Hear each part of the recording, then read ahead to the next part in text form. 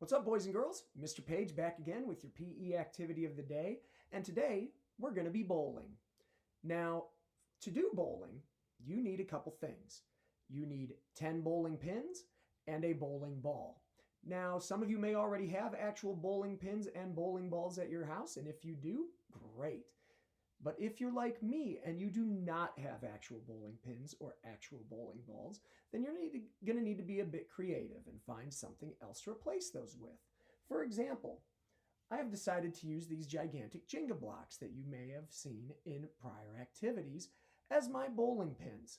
You can use cut pieces of 2x4 like this. You can use dolls or action figures. You can use the cardboard paper towel rolls if you have a bunch of those. Anything is fine as long as you can stand it up on end like this. All right. Now, as far as bowling balls, really anything that is smooth and round and can be rolled on the ground will work. So, for example, I have a softball that I will be using today. Next, let's talk about setup.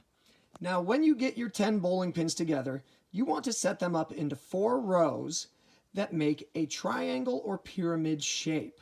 Now, for your first row, you want there to just be 1 bowling pin. And your second row is going to have 2 right behind it, and you want there to be a space in between those 2 bowling pins. And you want that space to be right behind the first row. That way, if that first one gets knocked down, it falls right in that space between those 2 pins. Same thing when you move on to the third row. There are going to be 3 bowling pins there, and you want to have spaces in between all 3 pins. That way, these 2 pins in the second row, should they fall right in those spaces. And when you go back to your fourth row, as you would expect, there are going to be 4 bowling pins there with spaces in between all 4 pins, lining up even with the 3 pins in front of it. All right, boys and girls, before we get started, a couple things you need to know about bowling. When you're bowling, you have 10 rounds during the game, and these rounds are called frames. And during each frame, you could roll up to 2 times to try to knock down the pins. Now, if you knock down all 10 pins on your first roll of the frame, that's called a strike, and you move on to the next frame.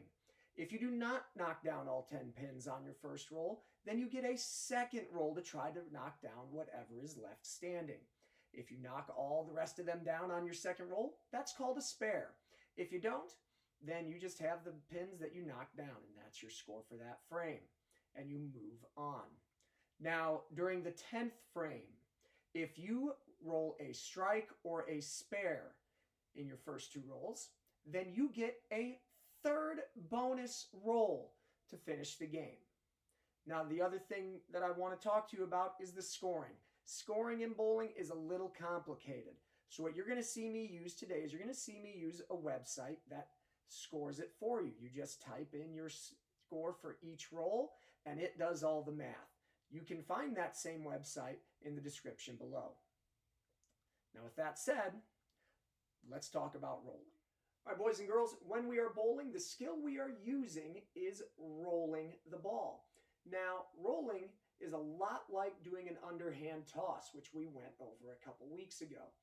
When you are rolling, you want to be facing your target, which in this case will be the bowling pins, and you want to hold the ball in one hand, and you are going to swing it behind your back, just like when we were doing the underhand toss. And just like that, we are also going to be stepping forward with our opposite foot. So since I'm right-handed, I step with my left foot.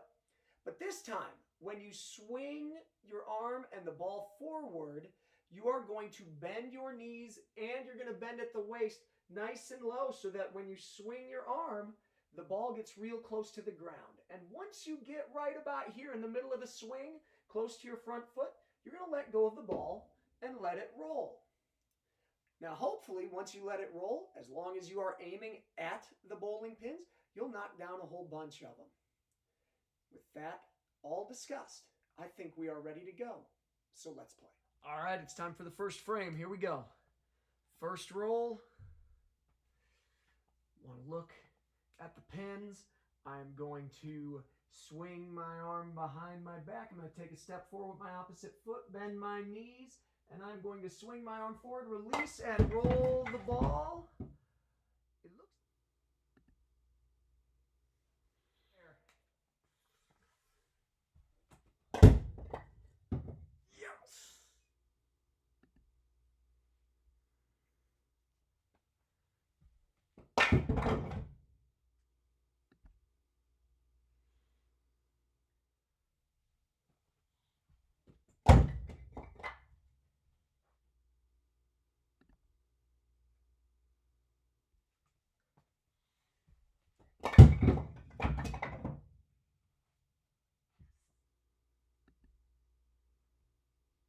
Fair.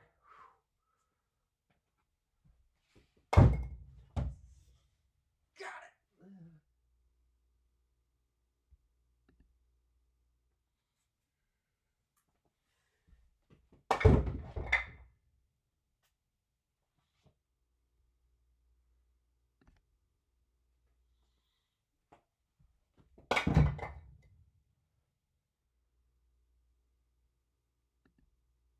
Here we go.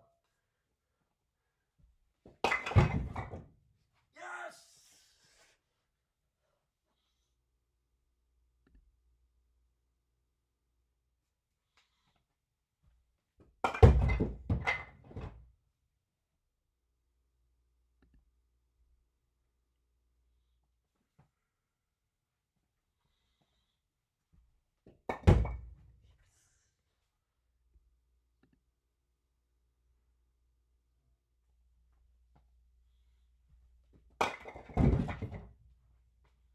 Yes!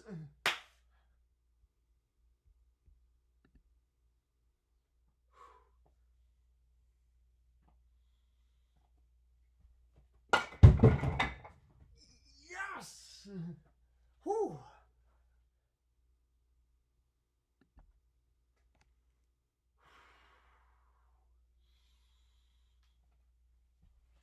Ooh, close.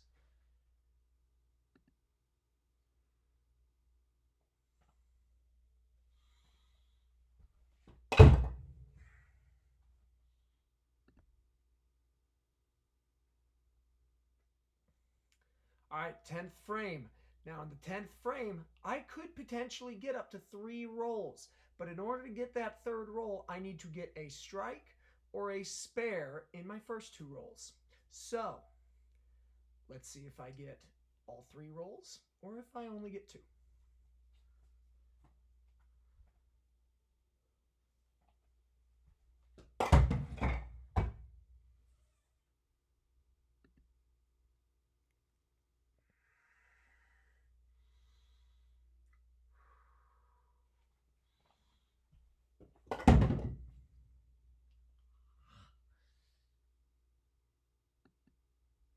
All right, boys and girls, my final score was at 153. So, since that's a pretty good score for me, I think I want to celebrate by doing one of my favorite exercises, and I decided before the game that I would do push-ups. And I guess that means that I'm going to have to do 153 push-ups. I probably should have thought this one through earlier, but kind of boxed myself into a corner with this one. So here we go, 153 push-ups. Now, obviously you can pick any exercise you want to celebrate with, but for me, I think this might take a little while to get 153 push-ups. So I'm going to let you go bowl your round and do your celebrations. Good luck, have fun, and stay safe.